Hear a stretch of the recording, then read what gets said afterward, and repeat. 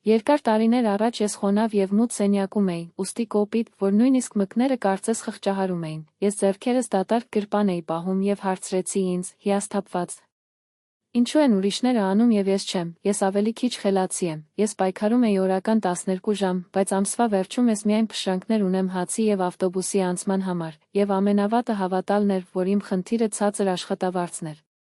Մինչև ընտանեկան ընթրիքի ժամանակ պապս նայեց ինձ իր իմաստուն աչքերով և ասաց. Դուք աղքատ չեք, քանի որ դուք չեք վաստակում, այն ժամանակ ես չհասկացա, ի վերջո ես կարող էի ավելացնել և հանել, նշել եմ իմ աշխատավարձը և իմ գնումները, բայց նա ժպտաց ինձ հանձնեց հին նոթատետր, դեղին էջերով, որտեղ յուրաքանչյուր ծախս ճշգրիտ գրանցվեց, հաց 5 ցենտ, կաթ 3 ռուբլի, նույնիսկ նշվեց ամենափոքր եղունգը, այս նոթատետրը հարստացել է, ասաց նա, եթե նույնը անելու համբերություն ունեք, կդադարեք մեղադրել ձեր նպատակակետը։ Գուցե դուք մտածում եք. Պարզ նոթատետր, նոտաներ, ինչպես կարող է ինչ-որ մեկին հարստացնել, սա հենց մարդկանց 99%-ի արձագանքն է, բոլորը դիմում են կախարդական բանաձևեր, վայրի ներդրումներ կամ թաքնված բանկային գաղտնիքներ, բայց ճշմարտությունն այն է, որ ամենամեծ գաղտնիքը այնքան պարզ է, որ այդ պատճառով այն անտեսվում է։ Ես նույնպես ծիծաղում եմ այն ժամանակ, ինչի համար են այս գրառումները, ես հարցրեցի. Ես արդեն գիտեմ, որ փող չունեմ, եւ նա պատասխանեց. Դուք գիտեք, որ դա չունեք, բայց չգիտեք, թե ինչու չեք այն չունեք։ Այդ բառերը, որոնք մուրճում էին գլխիս, այսպիսով ես որոշեցի քննություն հանձնել։ Դպրոցական նոթբուք եմ գրել է ամսաթիվը առաջին էջում և սկսել է գրանցել ծախսված յուրաքանչյուր կոպեկ, առաջին օրերին դա կարծես հիմար էր, նույնիսկ հոգնած, այն գրել է անկյունում ձեռք բերված սոդան, ավտոբուսը, ծխախոտի փաթեթը։ Բայց մեկ շաբաթ անց ես նստեցի գիշերը գրառումները վերանայելու համար։ Եվ այն, ինչ ես տեսա ինձ ցնցեց, իմ աշխատավարձի 1/3-ը թողեց այն բաները, որոնք ես նույնիսկ չեմ նկատել։ Ես փակեցի նոթատետրը կրծքիս խստությամբ, դա վախից չէր, բայց վախը գիտակցելու, որ ես ինքս իմ ամենավատ թշնամին եմ, պապս ճիշտ էր։ Ես փող չեմ կառավարել։ Ես պարզապես պասիվ էի նայում, երբ նա փախավ մատների կողմից։ Խոստովանեք, դուք երբևէ մտածել եք, թե որտեղ է գնում ձեր ամբողջ աշխատավարձը, ժամանում է, և մեկ շաբաթվա ընթացքում կեսը անհետանում է, դուք երդվում եք, որ դուք ոչ մի արտառոց բան չեք ծախսել, բայց հաշիվները չեն փակվում, պատկերացրեք, որ այժմ հայելու է, որն արտացոլում է յուրաքանչյուր մետաղադրամ, յուրաքանչյուր նոտա, յուրաքանչյուր թափոն, այս հայելին գոյություն ունի։ Դա ձեր ծախսերը գրանցելու սովորություն է, և սա է, որտեղ սկսվում է մոգությունը, բանկերը դա ձեզ չեն ասի, գիտեք ինչու, քանի որ նրանց շահերից է բխում, որ դուք ապրում եք քաոսում, պայմանավորվող պարտքեր, ոչ մի գաղափար, որտեղ ձեր փողը գնում է։ Միշտ այն զգացողությամբ, որ ոչինչ բավարար չէ, ձեր ֆինանսները վերահսկելու համար պետք է դադարեցնել համակարգը պատանդ լինելը։ Հիմա թույլ տվեք ինձ հարց։ Ես կկիսվեմ իմ ճանապարհորդությունը։ Մեկից, ով սակավություն էր ապրում, նշելով յուրաքանչյուր փոփոխություն, նույնիսկ նրանք, ովքեր կարողացան կուտակել կապիտալ և բիզնես կառուցել, բայց նախ, արտացոլեք։ Եթե չեք վերահսկում ձեր գումարը, ով է պատասխանատու ձեր կյանքի համար։ Գոյություն ունի հրեասում, որ ասում է, հարուստը չէ, ով շատ բան ունի, բայց ով գիտի, թե ինչպես կառավարել իր ունեցածը, և ես դա սովորեցի գործնականում, երբ ես սկսեցի գրել, ծիծաղելի զգացի, մինչ ընկերներն առանց անհանգստանալու անհանգստացան։ Ես այնտեղ էի իմ նոթատետրով, գրանցելով յուրաքանչյուր իրական, բայց դա էր այս հիմար, որը փոխեց ամեն ինչ։ Առաջին հայտնագործությունը եկավ առաջին ամսվա ընթացքում։ Ես ծախսում եմ։ Ավելին ծխախոտով և գարեջուրից, քան սննդի հետ, դա չի կարող լինել, բայց համարները չեն ստել, այդ ժամանակ ես ամաչեցի ինքս ինձանից, նա դժգոհեց աղքատության մասին, բայց ես եմ ով փող էր խաղացել։ Երկրորդ ամսվա ընթացքում ստանդարտները պարզ էին, իմ ծախսերը տեղափոխվել են սովորույթներով, ոչ թե կարիքների համար, ես կերա խոհարարության ծուլությունից, գնեցի նոր հագուստներ, երբ հինները դեռ ծառայում էին, փողի պահիր այն ընկերներից, ովքեր երբեք չեն վերադարձել, այս ամենը ձևավորեց խորը փոս։ Դա այն դեպքում, երբ ես հիշեցի մեկ այլ արտահայտություն իմ պապից։ Եթե ուզում եք հարստանալ, երեխաների նման բուժեք փողերը, հոգ տանել յուրաքանչյուր կոպեկի մասին, և նրանք կաճեն, փոքր քայլեր, հիանալի վերափոխումներ, ես սկսեցի ակնհայտ։ Ես դադարեցի գնել ավելորդ, միանգամից ոչ, բայց բարեխիղճ, եթե ես ինչ-որ բան էի ուզում, ես սպասում էի 3 օր, եթե այդ ժամանակ ես դեռ ցանկացա, որ այն գնելեմ, եթե ոչ, դա պարզապես ուղևորի քմահաճ էր։ Մի քանի ամսվա ընթացքում ես արդեն խնայում էի զգալի քանակությամբ։ Հաջորդ քայլը շաբաթը մեկ անգամ վերլուծելն էր։ Ամեն շաբաթ երեկո ես նստած կլինեի սեղանի շուրջը, բացեցի նոթատետրը եւ վերանայեի, որտեղ են գնացել գումարը։ Ես հաճախ եմ զարմացրել ինձ առանց ինձ զրկելու, իմ ծախսերը կիսով չափ ընկան, պարզապես տեսնելու, թե որտեղ են գնում գումարը։ 6 ամիս անց ես ունեի իմ առաջին պահուստը, փոքր, բայց իմը, առաջին անգամ ես զգացի անվտանգություն, չվախենալով, ինչ անել, եթե կարոտում ես, այն փոխարինվեց ես պահուստ ունեմ, այս զգացումը փոխեց ամեն ինչ, շատերը կարծում են, որ հարստությունը հիանալի գումարներ են, սխալ հարստությունը պահելու սովորությունն է, նույնիսկ եթե դրանք 10-20 ռայս են, բայց պարբերաբար, հրեաները վաղ են սովորեցնում։ Փրկված մետաղադրամը արժե ավելին, քան իրական ծախսերը, առանց հայեցողության։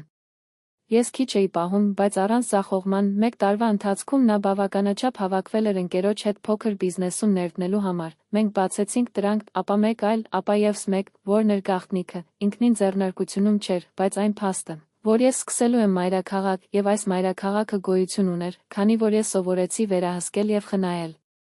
Ժամանակի ընթացքում ես 3 ոսկե կանոն եմ սահմանում, որ ուզում եմ անցնել ձեզ, նախ գրանցեք ամեն ինչ, նույնիսկ մաստակը կամ ավտոբուսի տոմսը, երբ տեսնում եք ամբողջական պատկերը, պատրանքներն անհետանում են, երկրորդ, վերլուծություն շաբաթաթերթ։ Նստեք շաբաթը մեկ անգամ եւ հարցրեք։ Դա իսկապես անհրաժեշտ էր, սա ինձ ավելի մոտեցնում է իմ նպատակներին, երրորդ, խնայեցել նախքան ծախսելը, մի սպասեք ամսվա վերջին թողնված ինչ-որ բան։ Առանձնացրեք մի գումար շուտ, որպես հարկ ինքներդ ձեզ համար, միայն օգտակար։ Տարիների ընթացքում ես նկատեցի, թե ինչու են շատ մարդիկ մնում աղքատության մեջ, նրանք ապրում են միայն այսօր, նրանք ծախսում են այն ամենը, ինչ նրանք ունեն, առանց վաղը պլանավորելու, նրանք կրկնում են նույն սխալները, հավատալով, որ այդ բախտը մի օր կփոխվի, բայց հաջողություն է պատրաստ, ովքեր պատրաստված են, եւ պատրաստումը սկսվում է նոթբուքի եւ գրիչով։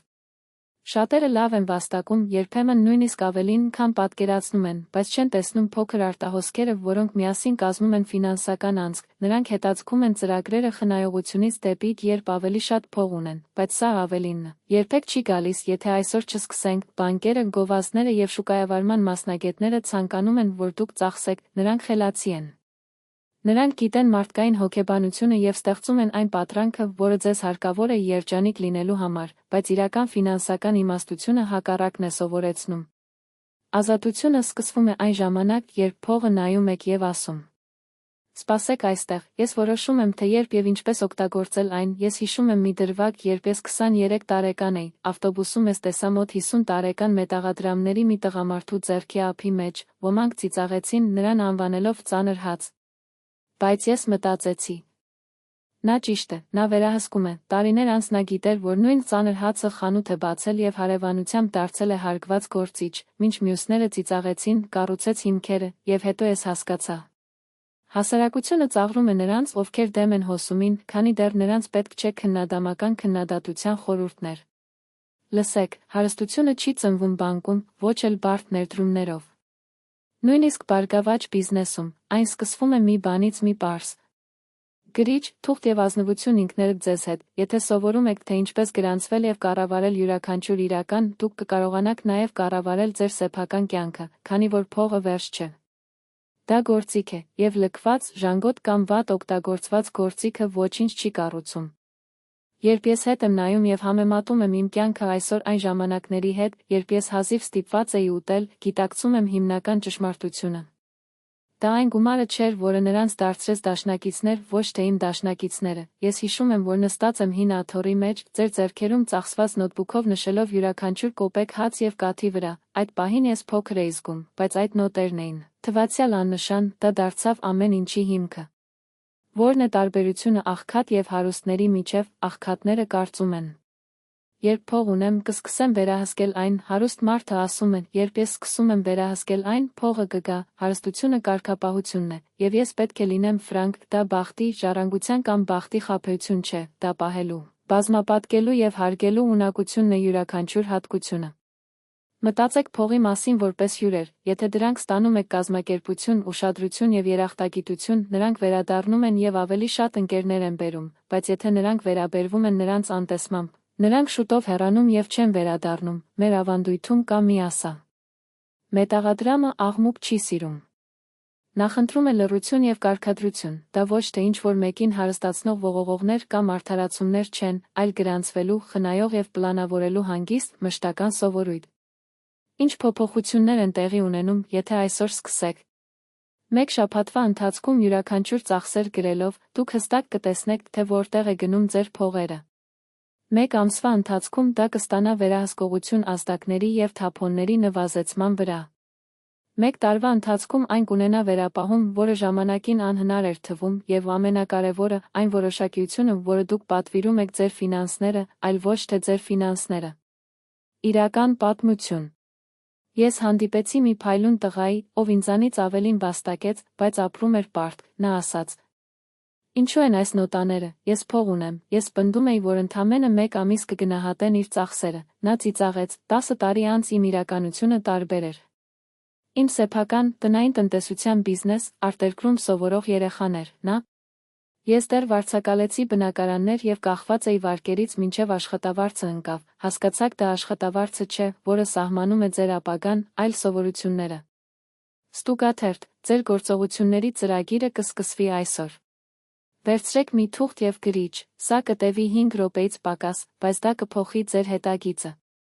Շաբաթ 1. Արթնացումը։ Գնեք նոթբուք կամ ձեր հեռախոսի աղյուսակը ստեղծեք։ Ոսկե կանոն։ Գրեք ցանկացած ծախս, սակայն փոքր, այն ժամանակ, երբ դա տեղի է ունենում։ Շաբաթվա վերջում ավելացրեք ամեն ինչ և նշեք առավելագույն գումարը սպառվող 3 կատեգորիաները։ Շաբաթ 2. Գիտակցություն։ Շարունակեք գրել ներքև։ Մարկոսը, ով յուրաքանչյուր գնով, որը կարող էր խուսափել։ Ավելացնել, թե որքան եք կորցրել ազդակներով, սա ձեր առաջին թաքնված տնտեսությունն է։ Շաբաթ 3. Առաջին քայլը։ Բոլորի 10%-ը անմիջապես առանձնացրեք 10% ցանկացած եկամտից, որը մուտք է գործում, աշխատավարձ, տեք, նվեր։ Պահպանեք ծրարի, խոզուկի բանկի կամ առանձին հաշվի մեջ առանց խաղալու։ Շաբաթվա վերջին նայեք այս արժեքին և հպարտ զգացեք։ Դուք կառույցում եք։ 4 հրթ շաբաթ։ Վերահսկում։ Փակել ամիսը։ Որքան եք ծախսել, որքան վատնվեց, որքան եք խնայել։ Ստեղծեք հիմունքներ հաջորդ ամսվա համար։ Սննդի համար։ Տրանսպորտի համար։ Ժամանցի համար։ Համապատասխանել սահմանին, ոչ մի արդարացում։ 3 ամսում դուք կունենաք։ Ծախսերի գրանցման սովորությունը անհասանելի է։ Ավելի քիչ գումար է անհետանում անհեթեթության մեջ։ Մի պահուստ, որն նախկինում գոյություն չուներ։ Մեկ տարվա ընթացքում դուք կունենաք նշանակալի գումար նույնիսկ համեստ աշխատավարձով։ Անվտանգություն, առանց ամսվա վերջ վախի։ Հնարավորություններ, դուք կարող եք մտածել ներդրումների կամ ձեռնարկության մասին, քանի որ այժմ դուք ֆինանսներ եք ուղարկում։ Մի ակնկալեք ճիշտ պահը կամ ավելի բարձր աշխատավարձ, սկսեք ձեր ունեցածից, հիշեք, ես վարձակալած սենյակում երիտասարդ էի, մեկ հոբի փոփոխություն։ Էթը վերափոխեց ամեն ինչ, և այս փոփոխությունը յուրաքանչյուրի սահմաններում է։ Այսպիսով ստացեք ձեր գրիչը, բացեք ձեր նոթատետրը, սկսեք հիմա, սա կարող է լինել ձեր ազատության ուղղությամբ առաջին քայլը։